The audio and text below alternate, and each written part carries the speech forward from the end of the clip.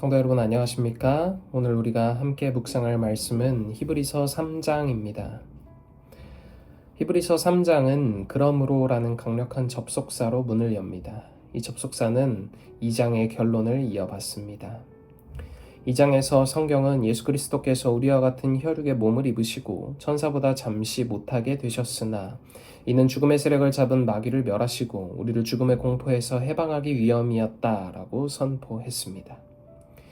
히브리서의 1차 독자였던 유대인 그리스도인들은 당시 극심한 박해와 유혹 속에 있었습니다. 다시 유대교로 돌아가야 하는 것인지, 모세의 율법으로 돌아가는 것이 더 안전하지 않을지라는 흔들림 속에 있던 그들에게 오늘의 본문은 단호하게 선포합니다. 예수는 모세보다 비교할 수 없이 탁월하신 분이다. 그러니 그분을 끝까지 붙잡으라는 것입니다. 오늘 이 말씀을 통해 우리 신앙의 뿌리를 다시금 점검하고 주님이 약속하신 참된 안식의 비밀을 깨닫는 시간이 되기를 간절히 소망합니다.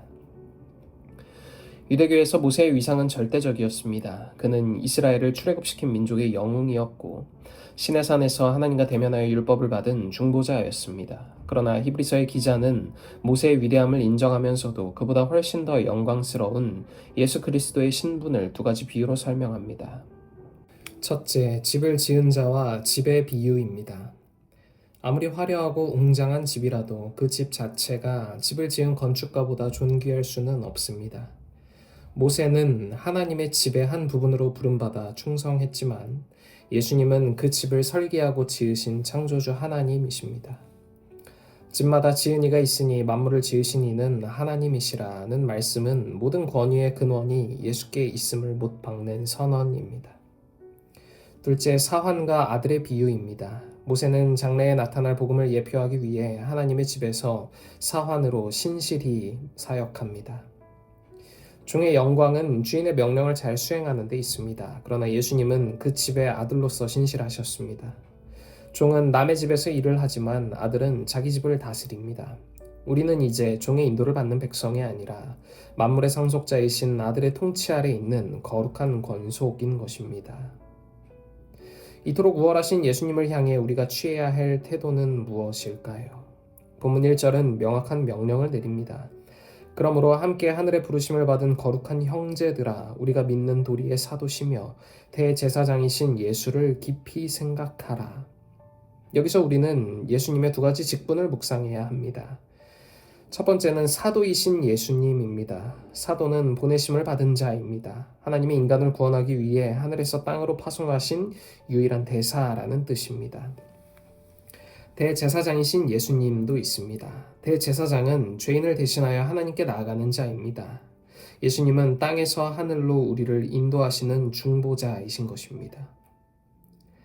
본문에 깊이 생각하라는 단어는 단순히 스쳐 지나가는 생각을 의미하지 않습니다. 헬라어 카타노에오는 시선을 고정하다, 철저히 조사하고 주목하다라는 뜻입니다. 히브리서 12장 2절에서 예수를 바라보자라고 한 권면과 일맥상통합니다. 세상의 근심과 박해가 우리를 짓누를 때 우리가 살 길은 우리 인생의 사도시며 대제사장이신 예수께 시선을 고정하는 것뿐입니다. 지금 이 순간에도 하나님 우편에서 당신을 위해 중보하시는 그분을 깊이 신뢰하시기를 간절히 소망합니다. 히브리서 기자는 이제 시편 95편을 인용하며 엄중한 경고를 던집니다. 모세의 인도를 받았던 광야 1세대들이 왜 가나안이라는 안식에 들어가지 못했습니까? 그들은 홍해의 기적을 보았고 만나를 먹었으나 마음이 미혹되어 하나님을 시험하고 거역합니다.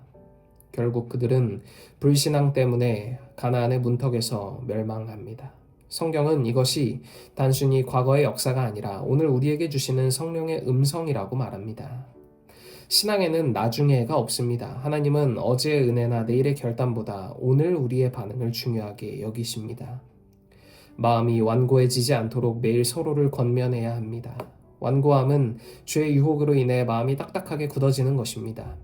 하나님의 음성이 들릴 때 즉시 반응하는 부드러운 마음을 소유하시길 간절히 소망합니다. 성경이 말하는 안식은 단순히 육체가 쉬는 것이나 지리적인 가나안 땅에 들어가는 것만을 의미하지는 않습니다. 그것은 하나님과의 온전한 관계 속에 들어가는 영적인 평강입니다. 광야 세대는 불신앙 때문에 들어가지 못했고 여호수아 시대의 백성들도 온전한 안식을 누리지 못했습니다. 이 안식은 오직 예수 그리스도 안에서만 완성되며 우리의 믿는 도리를 끝까지 굳게 붙잡을 때 비로소 우리의 것이 되는 것입니다. 오늘 히브리서 3장의 말씀의 총 결론은 19절에 있습니다. 이로 보건대 그들이 믿지 아니함으로 능히 들어가지 못한 것이라. 이스라엘이 안식에 들어가지 못한 결정적인 이유는 군사력이 부족해서도 환경이 척박해서도가 아니었습니다. 오직 불신앙 때문이었습니다. 믿지 않는 자에게는 하나님의 어떤 기적도 어떤 선물도 무용지물이 됩니다.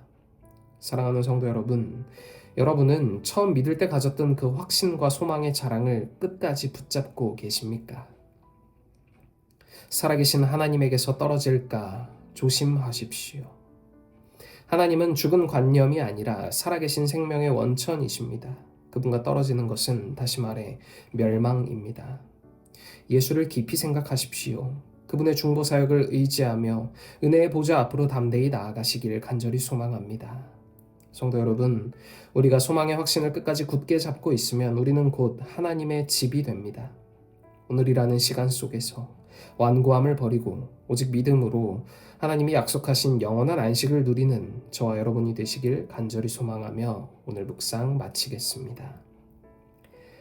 오늘은 청년반의 김연주 청년을 위해 기도하겠습니다. 하늘에 계신 하나님 아버지, 오늘 우리에게 새로운 하루를 허락하시고 새로운 한 주를 허락하시니 감사합니다. 오늘은 청년반의 김연주 청년을 위해 기도합니다. 자신에게 주어진 책임을 다하며 성실히 생활하는 김연주 청년에게 하나님 하늘의 복을 허락하셔서 늘 그녀의 삶이 하나님의 품 안에 걸 수 있도록 하여 주시고 언제나 그 모든 삶의 방향과 결정이 하나님을 따르고 기억하는 순종의 방향으로 걸어갈 수 있도록 하여 주시옵소서.